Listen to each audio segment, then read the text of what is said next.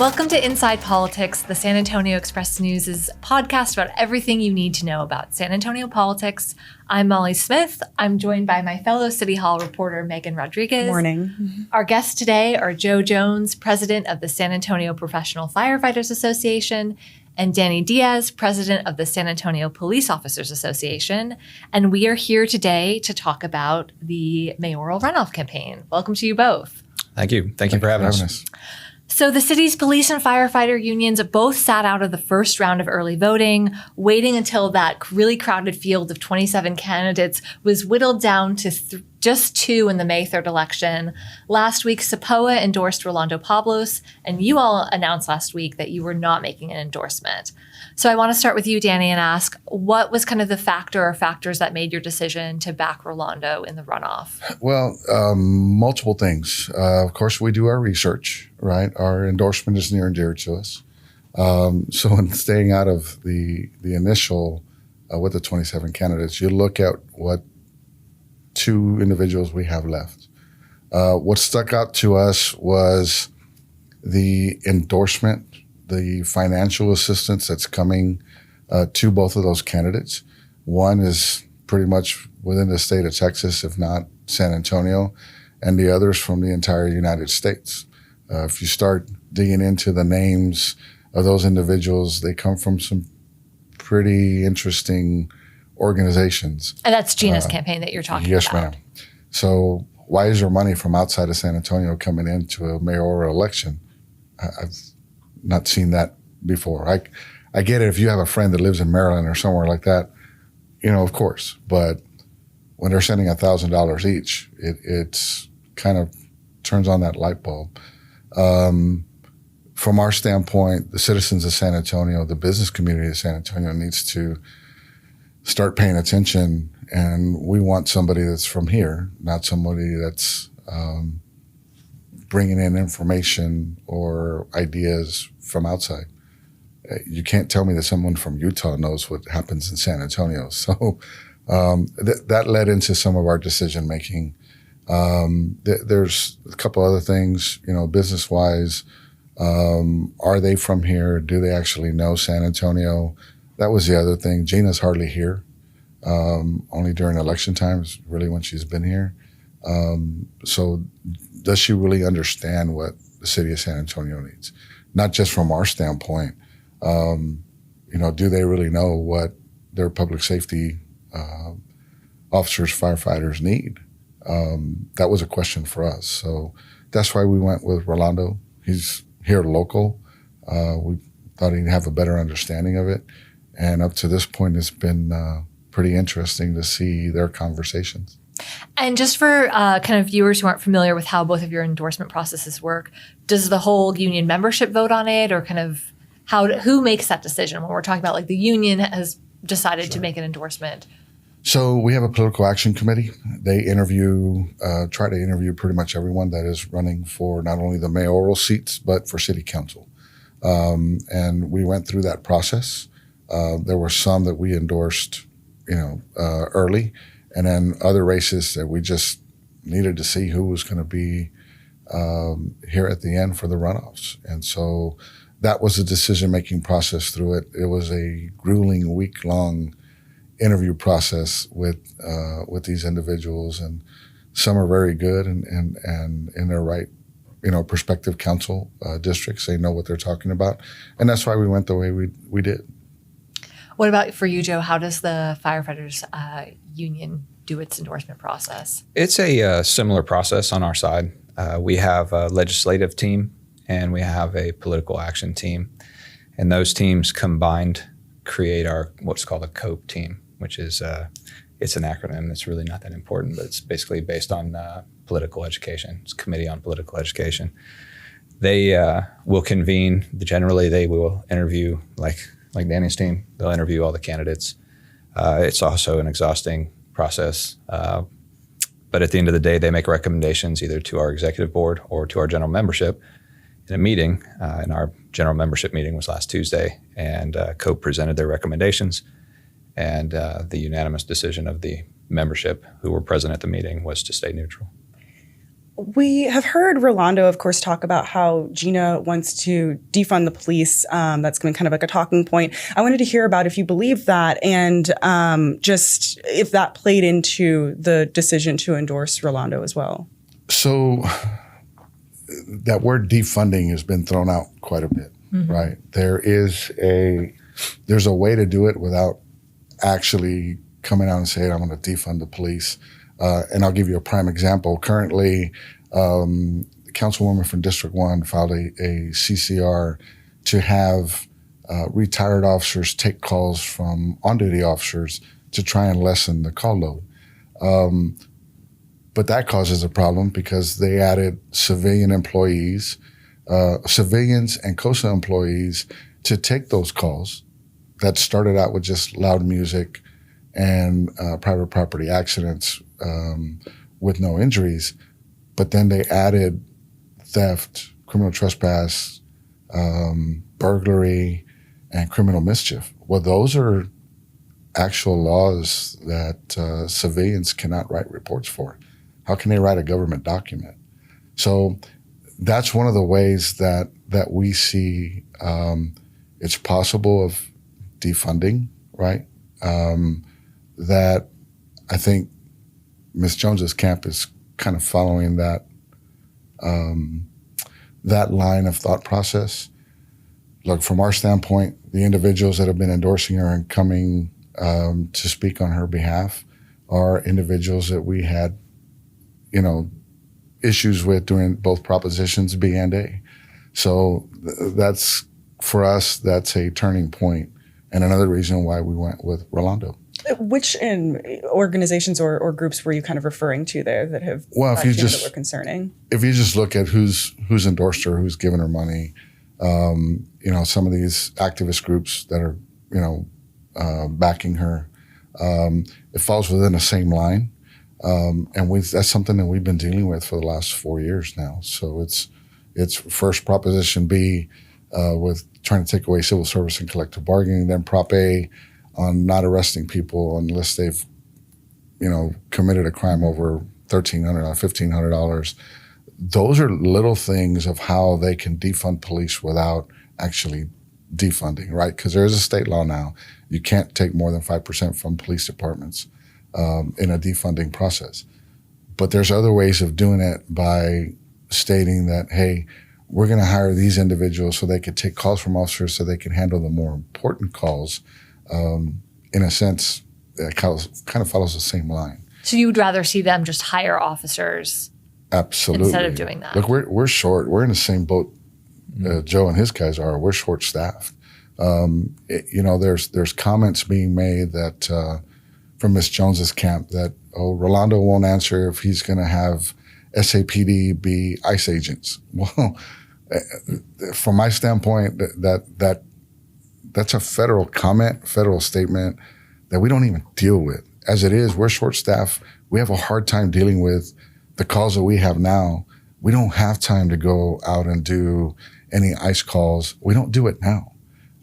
If it happens because someone committed a crime or did something that's police-related, and the officer just falls on it. It's not, we're actively seeking people to send them back to whatever country they came from. Even the sheriff stated that's not what the policies are for, and his department aren't doing it. We're not doing it. So comments like that, it's just they're not right. I also want to just clarify on the proposal that you were talking about with the District 1 councilwoman it's Councilwoman Sukkur who we were referring to, and that proposal is still kind of weaving its way through City Hall at this point. So I just wanted to kind of throw that out there as well for context for listeners. Sure. And let's talk about why the Firefighters Union decided not to endorse. I think that surprised some folks who were thinking that, after sitting out that first round, you all would make a decision and pick one of these two. It's a great question. I appreciate that. Like Danny said, we're kind of in the same boat, but there are some separations and some differences. They're understaffed. We're also understaffed. And a lot of that goes back to the war on public safety that was waged by Cheryl Scully. And that was unfortunate, but we're still dealing with some of the fallout from that. Namely, they didn't keep up with the pace of population and local investments here. So now both departments are behind. And I don't mean to speak for Danny, but that's the boat that we find ourselves in. We're anywhere, realistically, probably 10 to 15 fire stations behind, which is also hundreds of firefighters and paramedics. We only have 36 full-time EMS units for a city of almost 2 million people. I get that we're right there at 1.5, but transient out of town, passing through, population density is much higher. So we look at it a little bit differently, if I could lay the foundation. So we have been heavily engaged. We've seen you all at all these, forums and, talk arounds, and some label themselves as debates. And what we've seen, what we listen for is, okay, when they bring up public safety as a topic, what is it, what are they communicating? And we look for consistency, message consistency, because like I said, a lot of times we feel like the forgotten first responders, because PD, everybody thinks crime, they think public safety. They immediately go to law enforcement and, crime statistics and the number of police officers that we're down. And they're absolutely right. We are. But on the other side of the table is the fire department. And we've been extremely underfunded. Unfortunately, our prior fire chief didn't represent our needs as a department to the degree that he needed to. I make the joke all the time that, Chief McManus, if nothing else, he'll ask for an aircraft carrier. He'll ask for everything in the budget. Well, for years we had, Charles Hood, who didn't. He kept getting up there and saying, "No, we're good. We don't need anything," and that increased the call volume on our personnel. So we were listening for repetitive messaging to see what the priorities were. And among the 27 candidates, I think the forum that I was at that had the most candidates present was probably the Southside Forum. I think there were 17. And most of them, true to form, public safety, law enforcement. The one that stood out to us during that whole process was Gina. Gina got up there and she would talk public safety, and she would go immediately to, well, I know that we're 10 to 15 fire stations behind, and I know that we only have 36 full-time EMS units, for a city our size, and that's not enough. And she would talk about, call data and run volume and, some really important critical issues for firefighters and paramedics, but also critical issues for the city of San Antonio. When our response times are exorbitant because we can't get through traffic, because the closest unit is out on a different call, because they dispatch us to literally everything. We're professional problem solvers. We've talked about this before. It becomes critical to look at our infrastructure. We talked about, we've looked at Project Marvel. Project Marvel, we've heard the term infrastructure thrown around, but I haven't seen any plan in there for police officers inclusion, for potential substations or micro substations. And I haven't seen anything in there for, fire and EMS. And that's unfortunate, because that's going to be what we call a target hazard in the future. That's going to be a population center potentially. It's definitely going to be very high up there on attention with the Spurs arena in there. So we looked at the consistent messaging, and we heard consistent messaging from Gina's camp that, fire and EMS was very important to her. Rolando also has articulated that. He has actually sent us a document, where he details his devotion to the city of San Antonio, and also, the principle that public safety comes first. And public safety, again, is that big envelope that, police and fire and EMS all get thrown into and all get lumped into. And then they want us to duke it out for this the magical 66.6%, which we're currently operating at 62%, which is what, a $90 to $100 million difference there. That's a big delta. And it is a joke. Yes, absolutely. But the foundation of any successful city has got to be public safety. So these were the things that we took into consideration. And it was, I don't know how candid y'all's were. There's some great conversations behind closed doors. There were definitely, opinions on both sides. There was some that wanted to engage, one way, others that wanted to engage the other way. But at the end of the day, we perceived neutrality as the best path forward for our members at that time, because it was still pretty early on. Now, the more focused debates are advancing, right? Where it's just two candidates. And in fact, we're co-sponsoring the event tonight where with the Greater Chamber of Commerce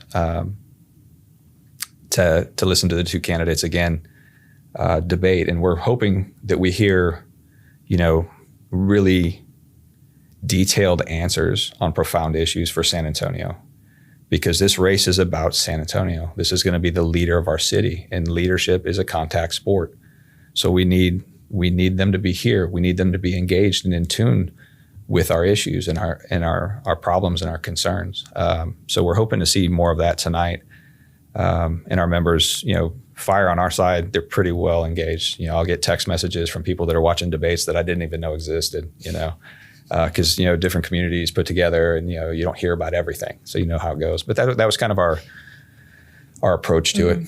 So it sounds like, is there still a possibility of y'all deciding to jump in? Like if you hear something from a candidate in these upcoming forums that really just doesn't align with your values, that you'll want to step in and say, you know what, here's who we're backing? It would have to be pretty dramatic, I think. Our bylaws are, pretty well written. I know we just revised them last year, but there's a path that we have to follow in our bylaws that require certain membership actions.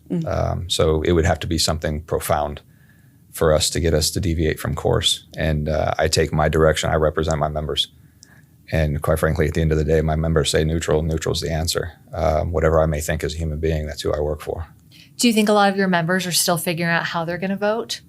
Yeah, I really do. And, of course, it's the old sales rule, the rule of 250. Every person knows 250 people loosely in their circle, those kind of issues.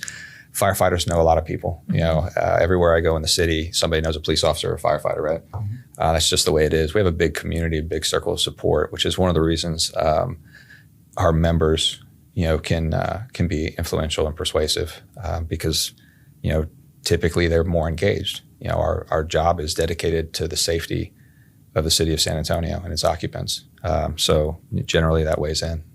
And I want to ask you both about the budget cap that you brought up, the 66%, which is the city has capped public safety spending, which includes both departments, fire and police, of not exceeding 66% of the general fund budget. That's the budget that basically funds everything in the city's services, libraries, senior centers, all of that stuff. Where do you all see kind of the next mayor going in terms of that cap? It's been in place for a while. It's something kind of the city council and mayor have kind of continually adopted. When you were interviewing the candidates, I'll start with you, Danny, did you see one of them who is, especially as the city is entering a very, I think, tough financial time? They're facing, I think over the next 2 years, at least a $170 million budget deficit. Someone who is willing to scrap that cap and say, we'll fund public safety, whatever percentage it needs to be? So there's really two questions to that question, right? Does anybody even know how that 66% came up? I'll tell you how it came up. Cheryl Scully said, yeah, it's true. This is a former city manager who preceded Eric Walsh. Public safety was going to be 120% of the general budget, which even the committee that she put together realized was wrong. That 66 number came out of thin air. It was just made up.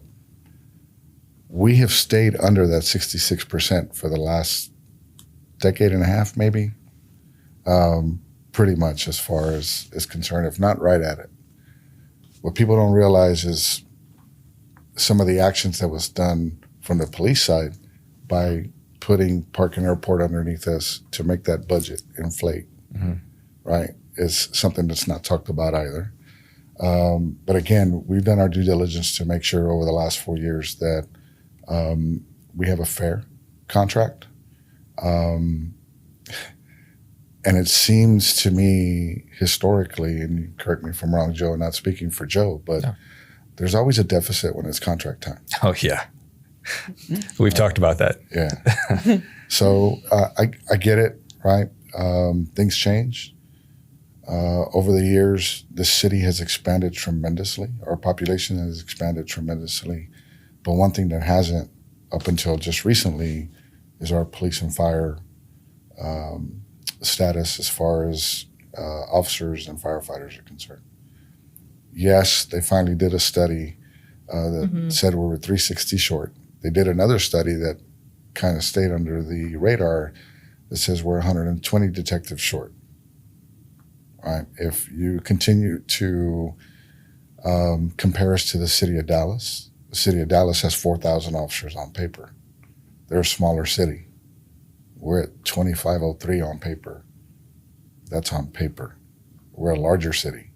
So the intent if it's an intent or the thought process of doing more with less has been going on for way too long. And from the police standpoint, 18 officers shot in the last 2.5 years, that's way too much. So which candidate do you see? Do you see Rolando, the candidate you backed, being willing to say, let's get rid of this, let's scrap the cap? We're not asking to scrap the cap either. We're just asking for an open door policy and someone to take the common sense approach to what's needed. That's the way we see it. Can you all tell me a little bit about your thoughts on how much endorsements really matter right now? Not just for the mayor's race, but also council, since there's those happening as well for the runoff. I guess, do you feel like these will really be kind of people's decision makers as they're trying to go to the polls here? You mind if I Go ahead. I tend to think that they will be. I tend to think that the endorsements matter. The Police Officers Association is very methodical about the way they go about it. And if we don't listen to our police officers and our firefighters and our paramedics at the end of the day, then, we're the foundation of public safety. We don't come in here, like Danny talked about with the 66%, right? The 66.6%. Now I'll wrap it back into it. Okay. Now, if I remember correctly, and please check me on this, but it was a B session of budget when they started this, and they were trying to push pre-K for SA through, and Cheryl used pre-K for SA to leverage it against the mayor. And that's when they launched the Legacy Task Force to look at healthcare costs, because Cheryl's claim was that skyrocketing healthcare costs were going to completely bankrupt the city of San Antonio. Absolute fiction.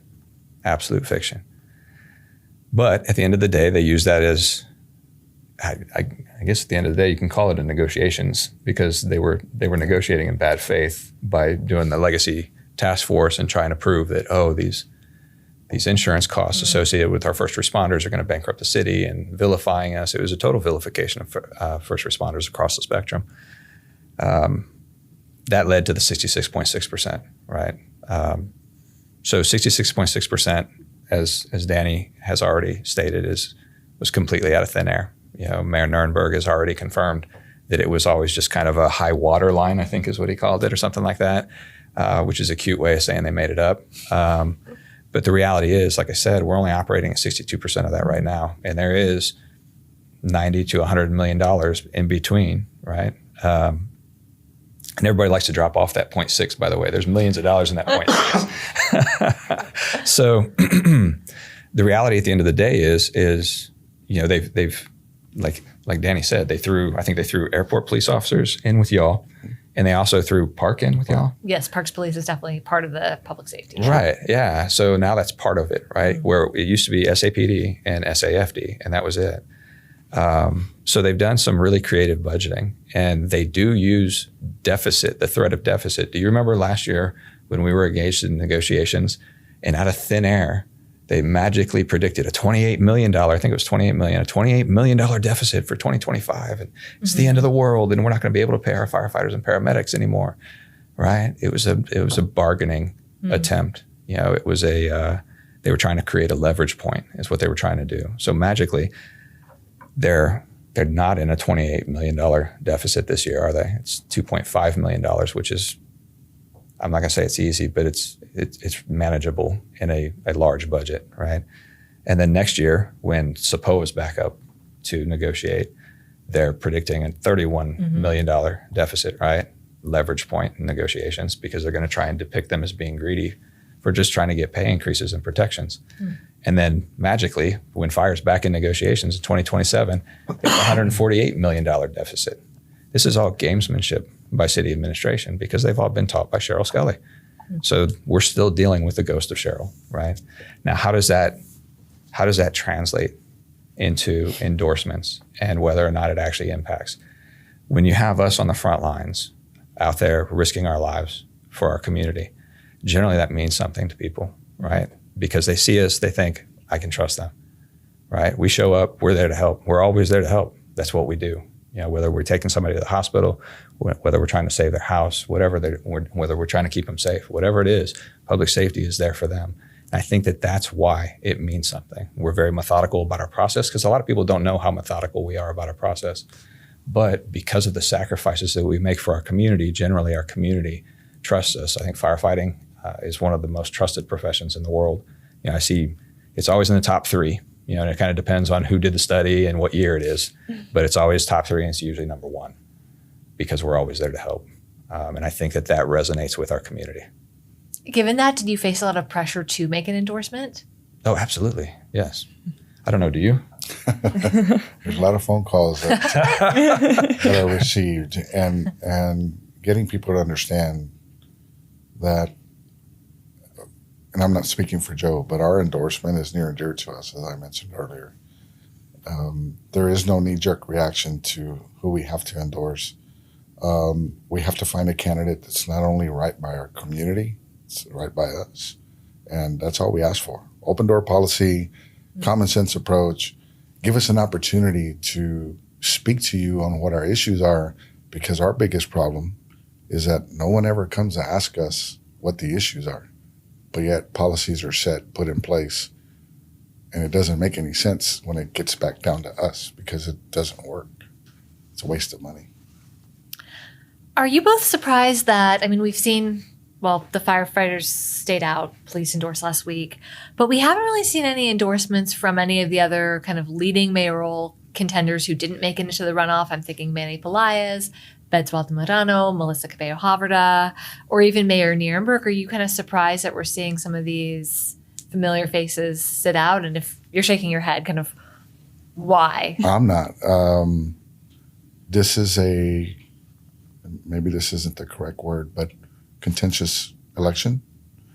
And if their plans are to move on to other political races, different political seats,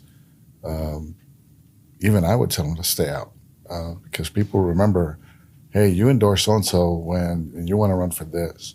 So is it safe for them to do it that way? Absolutely. So it doesn't surprise me one bit. They have aspirations to move on to other things. And why do you call this a contentious, aside from being an open seat, kind of what about this has made it maybe more contentious than other? Well, I think from my standpoint, from what I've seen already on the news and the media, it's just, the back and forth and violating of rules that are agreed upon and the cell phone debacle and stuff like that. They're throwing jabs at each other. Gina's camp saying Rolando's going to be a puppet for the governor. And again, it goes back to, okay, let's get down to what San Antonio actually needs. Is it somebody that's been here or somebody that only comes when they want to run for office? We want somebody that's mayor that knows what our citizens need in the deep southwest side, right? On the north side, on the east side. If you don't know and you haven't been here, how are you going to help, right? Because every part of this town, and I've worked every part of this city, has different needs. And if you're not aware of those, how can you help the community? And that's all we're asking for. Did it surprise you that we haven't seen some of these? The only endorsements we've seen from politicians have been Julian Castro and Phil Hardberger, neither of whom, Phil Hardberger does not have a political career ahead of him, and Julian Castro, it's always a question mark. But we're not seeing kind of folks who maybe might still be in the political arena. Does that kind of surprise you? Particularly given kind of the partisan nature that Gina's a Democrat, Rolando's a Republican, and a lot of, Mayor Ron Nierenberg is a Democrat, was kind of angling for a spot in a potential second Biden administration. Are you surprised? So let me frame it this way. I'm not really surprised. I think that they're probably going to be timing them out differently. We still have a week before early voting starts. So if I had to anticipate, I would anticipate more on both sides probably forthcoming. There are probably still some very robust conversations transpiring that none of us are aware of regarding people potentially endorsing other people. As Danny mentioned and as you mentioned, this is turning into a hyper partisan race. It's we're hearing issues that are literally just partisan issues. On the fire side, and I believe on the PD side, and again, I don't speak for Danny, but we're a very purple union. We have endorse candidates on both sides of the political spectrum, and we're proud of that. And what speaks to us the most is who is pro San Antonio. I don't like when things, and our firefighters and paramedics don't like when things devolve into, argument and, attacks and, the negativity, and how can we prove that? Well, my predecessor was an exceptionally negative human being, and, he would hold press conferences and make accusations and throw things out. And we've completely departed from that way of doing business. We believe in deliberately sitting down and having conversations and trying to work with people, and building understandings, and moving forward collectively and positively. And, we stuck with that through negotiations. We started with that. We're still with that. So when we look at it, we're very purple union. So who is more pro San Antonio? Who is going to protect the citizens, the community? Who is going to be able to encourage investment, from the state, from the national level. And I think that both candidates have articulated that they intend on doing that. You've heard Gina talk about, I think she says we're currently 21st in manufacturing or something like that in the United States. And she'd like to see that go from 21 to 17 to 15 and you compare that to Rolando, who's talking about his experience with the state, how he's lived in San Antonio for 40 years. And we've certainly seen that as well. So, when we look at it as who is going to do the best for San Antonio and San Antonians, because this isn't about state politics. This isn't about national politics. This is about us here in San Antonio. I live in the city of San Antonio. My kids were raised in the city of San Antonio. But we're also seeing brain drain. My kids are gone and they're not coming back. And I've heard that repeated, throughout this process. So our firefighters and paramedics have seen that as well. And the question that we ask ourselves is who's going to be best for the community? It's not always just about, one thing or another. I use the term and you give me a hard time about it. It's infinitely complex because it is. Mm-hmm. There were several city council members who were in the mix of the 27 candidates who were in the general election. Obviously, none of them made it to the runoff. Can you all tell me a little bit about what your thoughts are on kind of why that might be, why people didn't find those candidates as appealing as Rolando and Gina? Go ahead. I'm kind of rolling right now. I run out of gas, I promise. I've heard a lot of different perspectives on that. And I've worked with each one of those individuals, and each one of those individuals is dedicated to San Antonio. They just have a different vision, right? And some of them have similar visions. And I think they're all good people. Some people have tried to suggest that it's a referendum on local elected officials. I've heard that. I don't know that I agree with that, but I've heard that. When you have people coming in with name recognition, that name recognition goes a long way. It goes a long way. And then, just the way the election worked out with 27 candidates, it was always going to be, okay, who's going to be able to eke out enough votes to make it to the runoff? It was never not going to a runoff. So from our perspective and the prior city council members, all of them we worked with, constructively, and we had positive working relationships with them. And is that a testament to what the community thinks about elected officials? Or is that a testament to the other side would argue that, we're seeing what can happen when a lot of funding comes into a local race like San Antonio. Mm-hmm. San Antonio, we might be the 7th largest city in the nation, but we've got a poverty issue. If we have a poverty issue, then that means we don't have a lot of money, right? In terms of maybe elected, races. So was it a question of financial injects? Was it a question about, past votes? I think because of the way the race worked out and the number of candidates, we're not really going to get those answers, at least from our perspective. I don't know if you see it any different. No, I mean, it's hits the nail on the head pretty much. We worked with pretty much all of the prior city council people that ran for mayor many times. And we appreciate the work that we were able to do with them. Mm-hmm. The thing is, you have money come on one side, you have money coming in from across the country, it's a lot of money.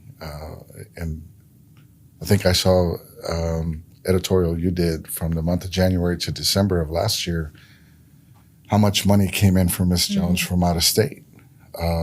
It's a lot. So who's going to be directing the city of San Antonio? Is it people from New York or California or Utah?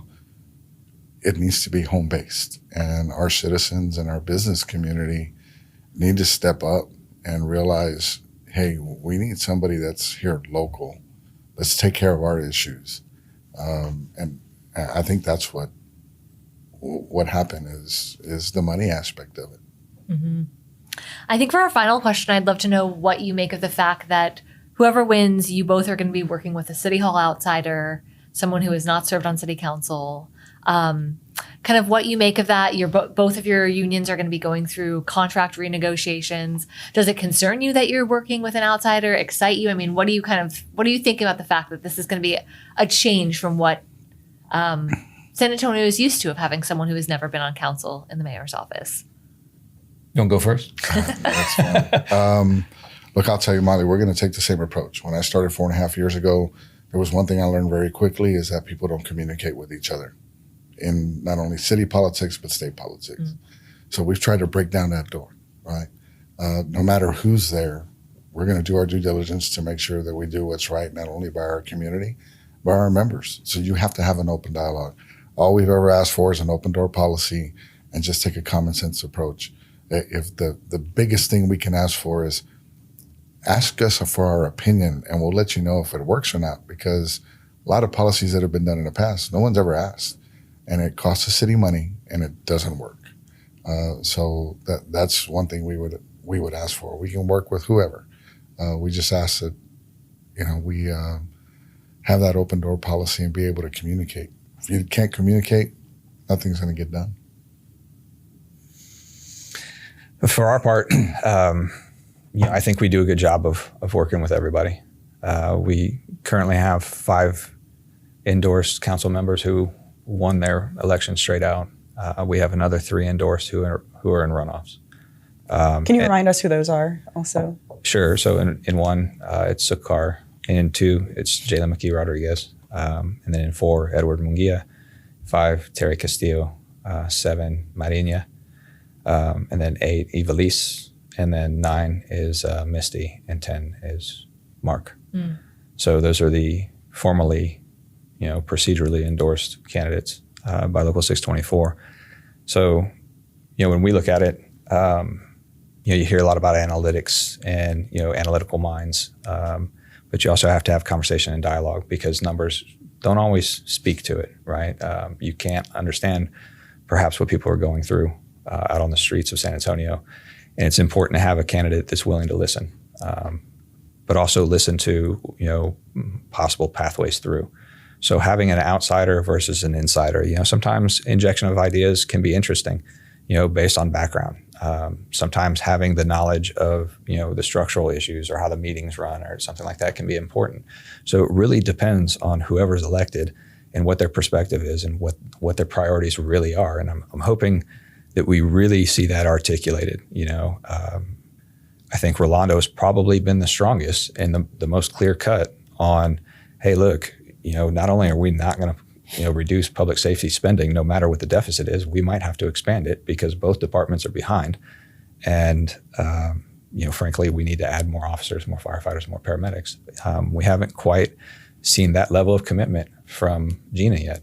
And we're hoping that we hear that, despite the fact that she early on, she showed a lot of support for fire and EMS.